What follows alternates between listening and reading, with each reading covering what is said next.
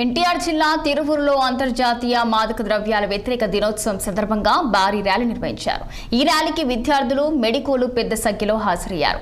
యువత మేల్కొని మత్తు పదార్థాలకు బానిసలు కాకుండా మంచి మార్గంలో నడవాలని ఈ సందర్భంగా సూచించారు ఏసీపీ ప్రసాదరావు. ఇక పిల్లలు మంచి మార్గంలో నడిచేలా తల్లిదండ్రులు, ఉపాధ్యాయులు బాధ్యత తీసుకోవాలన్నారు. విద్యార్థి దశలో యువకులు చెడు అలవాట్లకు బానిసలై బంగారు జీవితాలను నాశనం చేసుకోవద్దని పిలుపునిచ్చారు ఏసీపీ ప్రసాదరావు.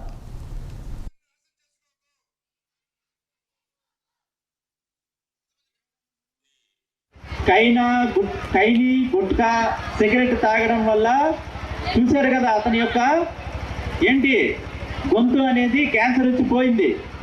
అదే ఈ డ్రగ్స్ వాడితే దానికి పదింతలో, దానికి మించి అంటే తలే పోతుంది. అర్థమైందా? సో డ్రగ్స్ అనేది మన ఫ్రెండ్స్ చెప్తారు, అరే ఒక సిగరెటే కదరా, ఒకసారి తాగితే పోతుంది, ఏం కాదు అనుకుంటారు. కానీ ఒకసారి తాగిన తర్వాత మీరందరూ చూస్తుంటారు, మందు తాగుతూ రోడ్ల మీద తిరుగుతూ చాలామంది దొరుకుతూ ఉంటారు. సో అట్లాగే మందు, సిగరెట్ కానీ డ్రగ్స్ తీసుకున్నా కూడా వాళ్ళు ఎడిక్షన్ అంటే అది లేకపోతే వాళ్ళు బతకలేరు అన్నంత స్థాయికి వెళ్ళిపోతారు.